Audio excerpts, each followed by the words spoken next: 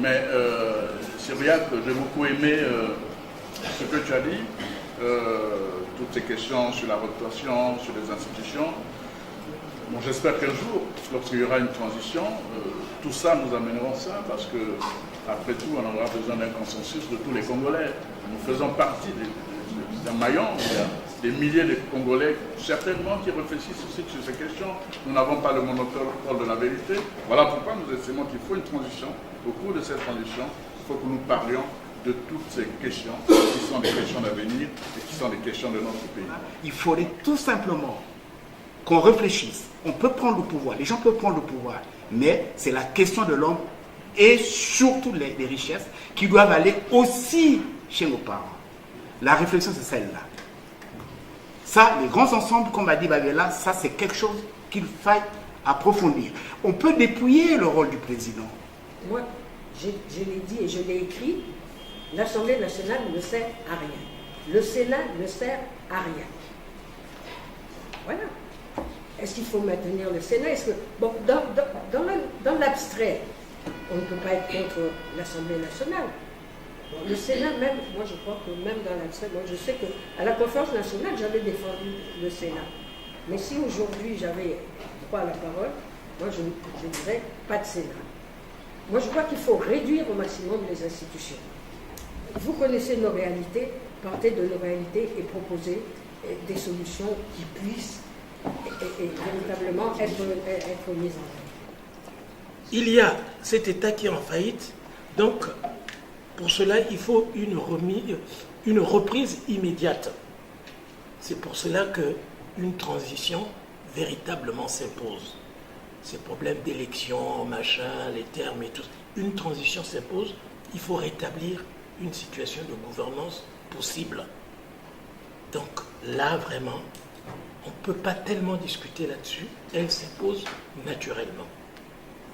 Une nouvelle expérience qui passerait, à mon avis, par une nouvelle conférence nationale.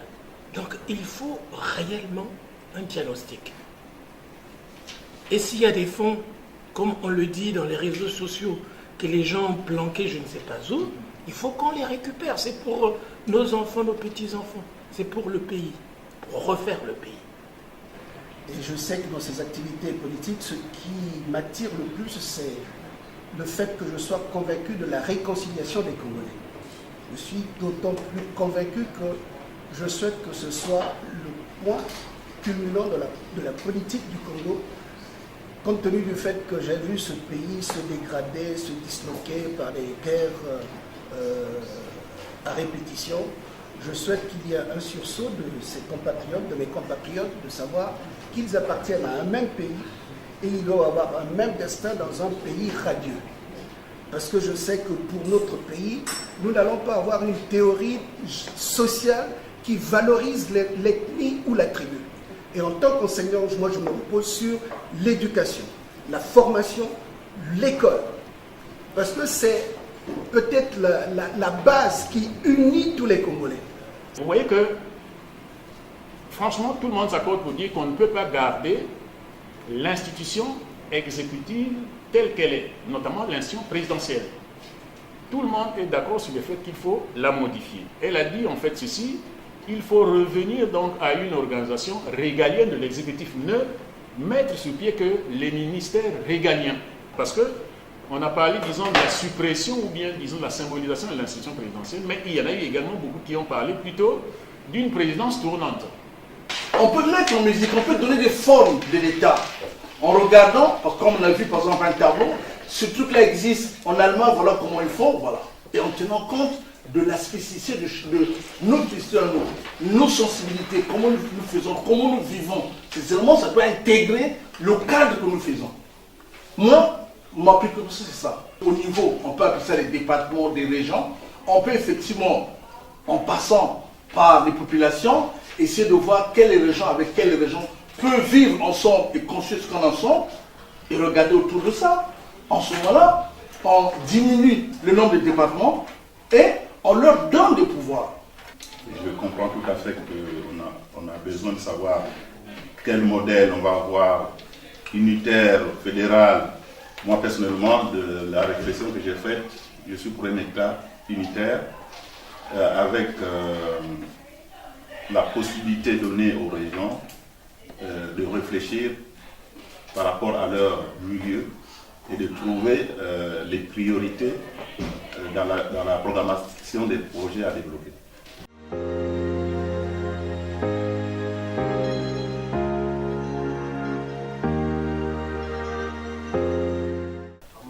Mais donc c'est à nous de pouvoir surfer sur cette colère-là que les gens ont pour donner effectivement la justice afin que la réconciliation se fasse et que nous puissions voir la nouvelle société. Nous devons faire autre chose. Donc par justice transitionnelle, nous pensons à tous les moyens juridiques, d'une part, parce qu'il faut que la justice passe, mais non juridiques également, d'autre part. Politiquement, il faut que le peuple également ait sa sentence. Pour prendre la suite, je souhaiterais dire ici que l'ensemble des crimes doivent être imprescriptibles. Il ne s'agit pas simplement du crime au sens humain du terme. Il y a des crimes économiques. Nous avons 15 000 milliards qui ont disparu au Congo. On ne sait pas d'ailleurs où sont passés ces 15 000 milliards. Donc la justice transitionnelle devra à un moment ou à un autre régler tous ces problèmes. Le thème retenu, c'est la justice transitionnelle. Je ne ferai pas de la pédagogie, mais simplement vous permettrez que je considère qu'il y a deux mots qui sont tout à fait fondamentaux. Il y a d'un côté la justice, qui en réalité se suffit à elle-même, hein. Mais vous y ajoutez transitionnelle, ce qui veut dire que c'est une justice qui intervient après un moment bien déterminé. Mais si vous vous imposez comme force pour pouvoir le dégager de là et imposer par vous-même une transition à laquelle vous ferez suivre ensuite une justice transitionnelle, oui, c'est vous qui décidez. Moi, je me méfie des élans, des envies de pouvoir qui ne sont pas clarifiés par une vision objective et claire et par des principes et des valeurs que cette vision porte. Pour moi, pour passer d'un système à un autre, il faut d'abord clarifier une vision politique, les principes qui doivent porter cette vision-là, et précisément, la justice transitionnelle va travailler pour permettre à ces principes-là de prendre corps. Et c'est cela le sens de la justice transitionnelle tel que moi je le perçois. La justice transitionnelle est entendue comme un élément particulier pour restaurer la paix et la démocratie. Hein? Au sens où, effectivement, elle a été appliquée en Afrique du Sud. En tant que thème, en tant que table ronde thématique, nous devons chercher à savoir ce que nous ferons après le départ de Sassou. Qu'est-ce qu'il y a à faire? Ça a été dit ici avant moi, il faut réparer les injustices qui ont été commises. Elles sont de plusieurs sortes. Il y a des crimes de sang, des crimes économiques, des crimes environnementaux. Il faudra réparer tout ceci. Alors, pour me résumer et ne pas être long, cette table ronde doit être une espèce de laboratoire pour les procès de demain, parce qu'il y en aura. Parce qu'il faudra restaurer, il faudra réparer, rétablir ceux qui, malheureusement, ont subi, et trop longtemps subi. Voilà l'observation que j'avais à faire. Il faudra que les hommes de droit, et pas les politiques, hein, que les hommes de droit puissent d'abord s'asseoir, faire ce qu'on peut appeler un colloque, ou des universités, ou les états généraux de la justice au Congo. Une fois que cela est fait, c'est à maintenant ces hommes de droit de faire des propositions et faire le distinguo entre le politique et l'homme de droit. Et là, nous venons maintenant sur la synthèse. Alors, il y a deux grandes attitudes qui se sont libérées là. La première attitude, c'est l'attitude de ceux qui pensent effectivement que la justice en tant qu'instrument est suffisamment adéquate pour pouvoir résoudre notre problème. Il n'y a qu'à mettre effectivement les différents magistrats dans des situations beaucoup plus positives pour qu'on ne soit pas hors la loi et qu'on respecte tout simplement la justice pour pouvoir aller de l'avant.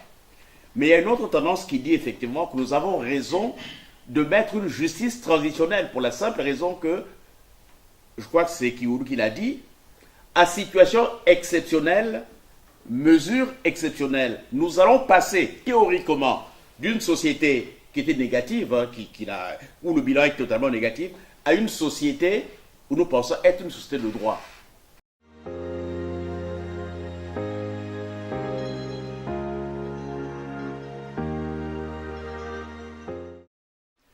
D'abord, faut voir que les effectifs de l'armée actuellement sont fantaisistes. La deuxième chose qui est remarquable tout de suite, c'est que la troupe est jeune. La troupe est jeune, mais la hiérarchie est vieillissante. Et la haute hiérarchie l'est encore plus. La troisième chose qu'il faut retenir, c'est la pyramide des grades. La pyramide des grades dans notre armée est inversée. En d'autres temps, les Français se moquaient en disant que c'est l'armée mexicaine. C'est vrai. Il y a plus d'officiers que de la troupe.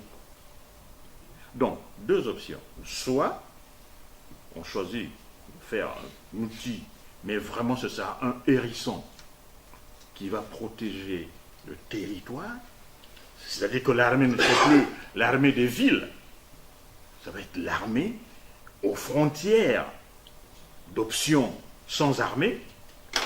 Cela n'est possible que si on met en place une politique adéquate. Et je reviens, moi, donc sur le questionnement qui a été présenté par le colonel, à savoir, dans le cadre du Congo de demain, nous faut-il une armée en tant qu'outil de défense du territoire, ou plutôt envisager une absence de l'armée? Et à ce moment, on s'organise selon que l'on retiendra l'une ou l'autre thèse, idée. Mais il faut, au premier abord, de mon point de vue, commencer par faire un inventaire, un recensement des troupes, comme on a souvent fait, hein, inventaire, ou comment on appelle ça, recensement de la fonction publique. Et c'est pour cela, colonel, que je dis l'OSAPO. Dissolution de l'armée. Retraite anticipée. Reconversion professionnelle. Instauration du service militaire obligatoire. Casernement hors ville des militaires. Redéploiement vers la production. Recrutement régionalisé au prorata de la population locale.